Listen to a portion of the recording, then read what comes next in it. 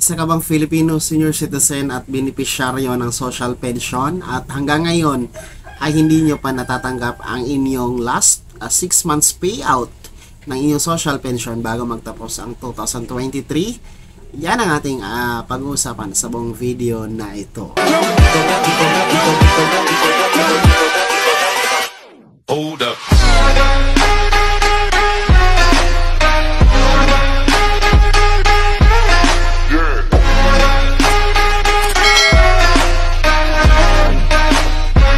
Hello mga ka-vlogs, saan ka mang dako sa mundo, welcome dito sa aking YouTube channel. And kung bago ka pa lang dito at nais mo ang mga informative content na andito sa aking YouTube channel, ay maaari nyo pong i-click ang ating subscribe button pagkatapos mong mapanood ang video na ito. And you can be a member dito sa aking YouTube channel sa pamamagitan po ng pag-click ng join button na nasa baba.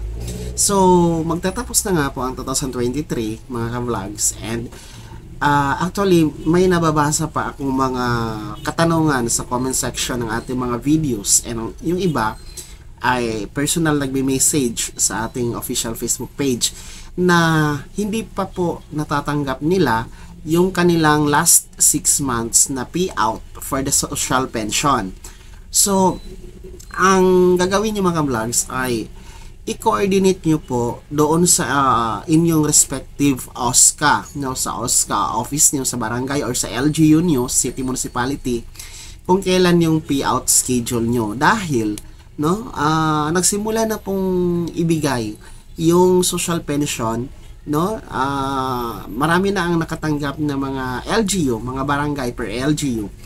Nare-release na po yun, nire-release na po. Kasi dapat talaga yun siya i-release bago mag-January 2024. Hindi po pwede na hindi yun ma-release kasi 6 months yun from June to December, no? So mas maiging puntahan nyo ang yung OSCA office dahil dapat na yun na ma-release bago matapos ang taong 2023 mga ka-vlogs. So napakatagal, no? Kasi 6 months dapat niya talaga dapat talaga niyan ay monthly. Yung standard kasi or yung sa protocol ni DSWD, quarterly yung releasing every 3 months. So ngayon ginagawa ng every 6 months tapos hindi pa natatanggap.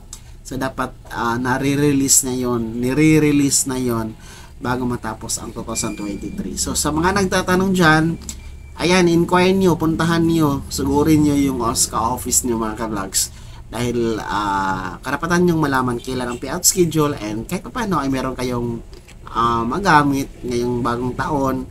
Syempre pambili na maintenance sa gamot, diaper, gatas, grocery, no, pagkain at ibang pangangailangan po ng ating mga social pension beneficiary na mga indigent na mga senior citizens. So yun mga ka-vlogs. So kahit pa paano, no, nabigyan po kayo ng kaliwanagan sa mga nagtatanong na bakit hindi pa sila nakakatanggap ng kanilang social pension payout ngayong December 2023.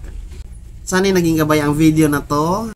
Kung hindi ka pa nakasubscribe sa aking YouTube channel, ay maaari nyo pong i-click ang ating subscribe button and i-click nyo po ang ating notification bell at ilagay sa all para updated ka sa mga bagong videos na i-upload ko. And maaari mo i-like ang video na to. Kung meron ka pang mga katanungan, ay maaari nyo pong i-comment sa comment section na nasa baba. And you can follow me sa aking official Facebook page na nasa screen niyo. Muli po, ito si Daniel Timpawa na nagsasabing, kung tunay kang kaibigan, please, pautang naman dyan. Bye-bye!